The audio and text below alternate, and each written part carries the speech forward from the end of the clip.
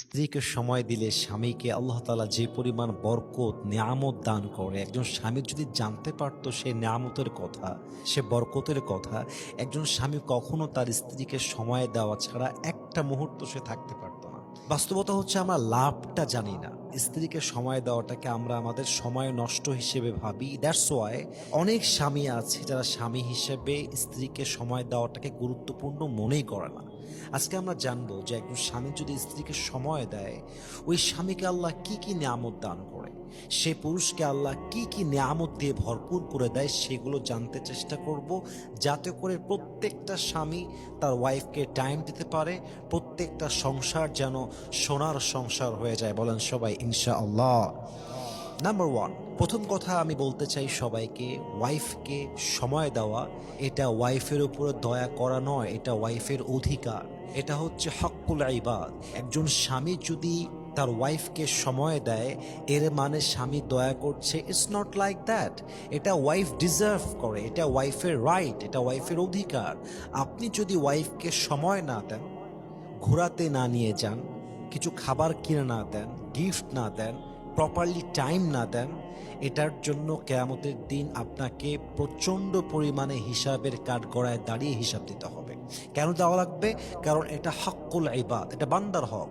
আল্লাহর হক হচ্ছে নামাজ, রোজা, হজ, যাকাত। যদি আপনি পালন করতে না পারেন, আল্লাহ চাইলে আপনাকে মাফ করতে পারেন, কারণ এটা আল্লাহর হক।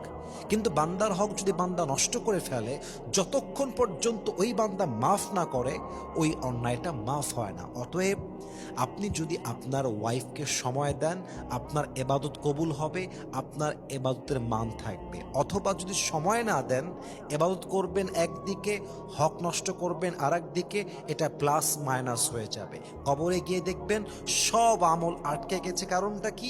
কারণ আপনি আপনার ওয়াইফের হক নষ্ট করেছেন। এটা কিন্তু মারাত্মক সেন্সিটিভ ব্যাপার। এটা না বুঝলে আপনার জীবনটা বৃথা হয়ে যাবে। বান্দার হক এটা বড় সেন্সিটিভ বিষয়। এজন্য আপনার ওয়াইফকে যদি আপনি প্রপারলি টাইম দিতে পারেন, আপনার এবাদতকে আল্লাহ তাআলা কবুল করবে। বলেন সবাই সুবহানাল্লাহ।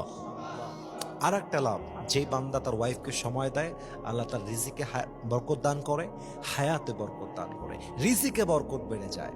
অল্প কামাই হয়, বাট এটাই এনাফ হয়ে যায়। দেখবেন অনেক মানুষের কামাই অনেক বেশি, বাট রিজিকে বরকত নাই। এই আনে এই শেষ, ডান হাতে আনে বাম হাত দিয়ে উড়ায় দেয়। লাখ লাখ টাকা বেতন, লাখ লাখ টাকা ব্যবসায় লাভ, কিন্তু কি হচ্ছে? দিন শেষে অভাব হয়ে যায়, শর্ট পড়ে যায়। কারণ কি? রিজিকে বরকত নাই।